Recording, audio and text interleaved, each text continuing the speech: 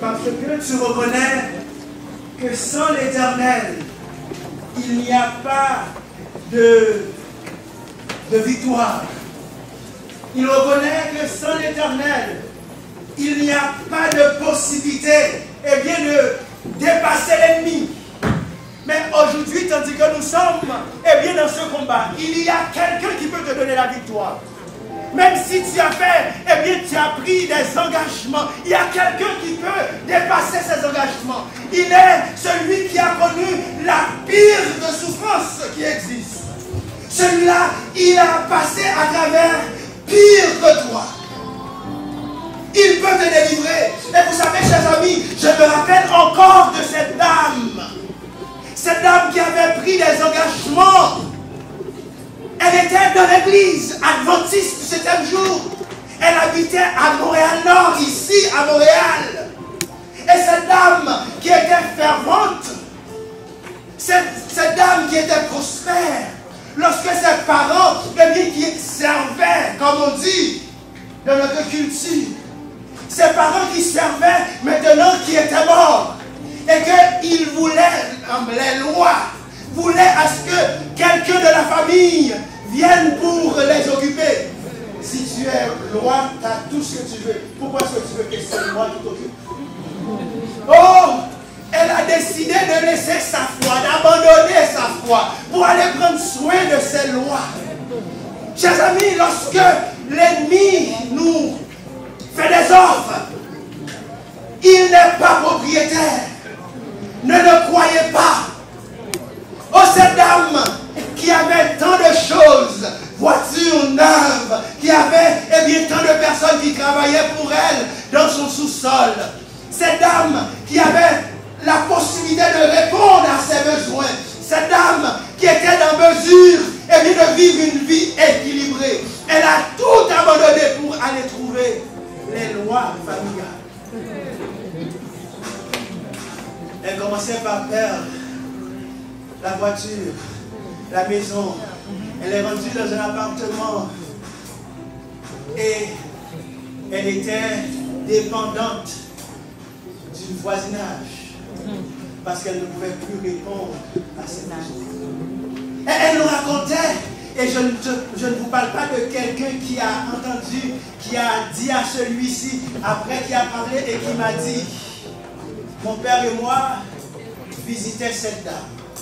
Mon père et moi travaillions avec cette dame. Un jour, elle nous a appelés. Elle n'en pouvait plus. Elle était malade. On était en auto, en train de l'amener à l'hôpital. On l'amenait à l'hôpital Jules. Et on passait proche du cimetière. Et elle a regardé le cimetière. Elle a dit, c'est la dernière fois que je passe ici. Voilà ma vie. Arrivé à l'hôpital, chers amis, on a pris le temps de prier avec elle. On a pris la Bible. On a essayé par tous les moyens. On a demandé au Saint-Esprit de se manifester, de faire quelque chose pour cette pauvre dame. Mais malheureusement, chers amis, elle avait cette peur. Elle pensait que l'ennemi avait de puissance sur elle. Elle a dit, oui, je comprends, mais il faut que j'aille faire avant. Bien-aimé, lorsque tu acceptes Dieu, tu n'as pas besoin d'aller faire. Parce que c'est lui que tu vas trouver. Et bien c'est lui qui a le contrôle de tout ce qui se passe sur la terre. On lui a dit, écoute, tu n'as pas besoin d'aller de faire quoi que ce soit. Il suffit de dire, Seigneur, je renonce à tout, je me donne à toi. La dame a préféré pleurer, mais elle n'a jamais confessé le nom du Seigneur.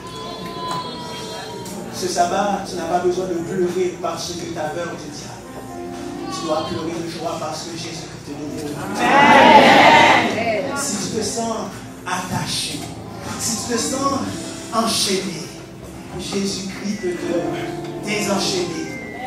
Et lorsqu'il te désenchaîne, pour s'assurer que tu ne seras plus jamais enchaîné, il va casser cette chaîne en miettes.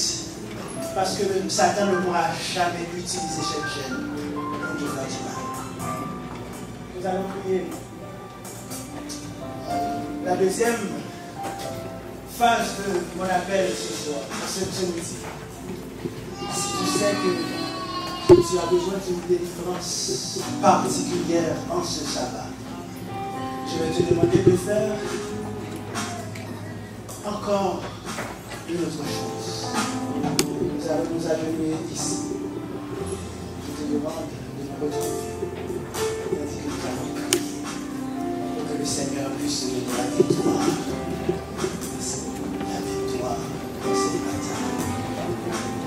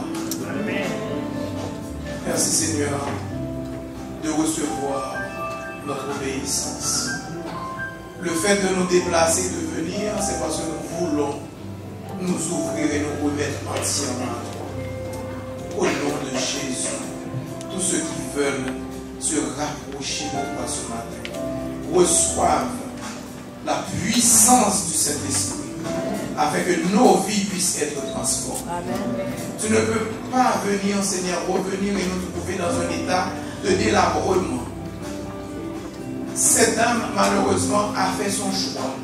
Elle a choisi de plaire à ce qui l'accrochait le plus. Mais que le sang de Jésus nous libère de toute attache. Et que le sang de Jésus nous ramène à la croix et à Jésus.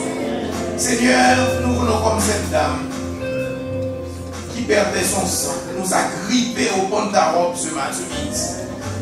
Nous ne voulons pas te lâcher. Nous voulons par la foi nous approcher, te toucher et puisse te toucher, retirer en toi quelque chose de puissant et que le transfert s'opère dans nos vies. Transfère en nous, Seigneur, ton amour. Transfère en nous ta puissance, mais surtout transfère en nous la puissance du Saint-Esprit pour pouvoir dire aux autres combien tu es bon et qu'ils puissent voir dans nos vies la manifestation de cette puissance. Seigneur, reçois l'adoration de tes enfants ce midi et accorde à chacun d'entre nous de jouir non seulement aujourd'hui, mais tous les autres jours pleinement de ta présence. Que nous puissions chérir cette présence et faire de cette présence une réalité dans nos vies. Prends-nous, reçois et prépare nos cœurs, Seigneur, à te rencontrer et à prendre les dispositions pour rester avec toi, en communion constante avec toi, et cela jusqu'à ce que tu reviennes. Nous te prions ainsi au nom de Jésus.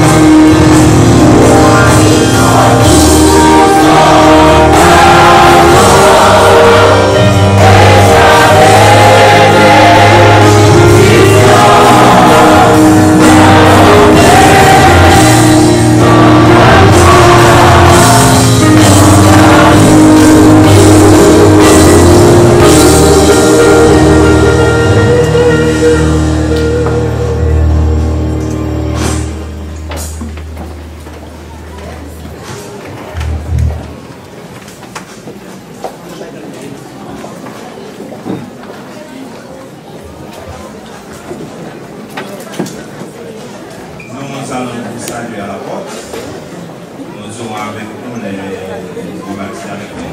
En attendant, si vous avez gardé votre voiture de stationnement en tout, nous vous prions de l'enlever s'il vous plaît, parce qu'il y en a d'autres voitures malheureuses qui sont restés coincés de stationnement. Si vous avez gardé votre voiture en tout de stationnement, s'il vous plaît, l'enlever parce qu'il y a d'autres voitures malheureuses qui peuvent passer ici. Salut à la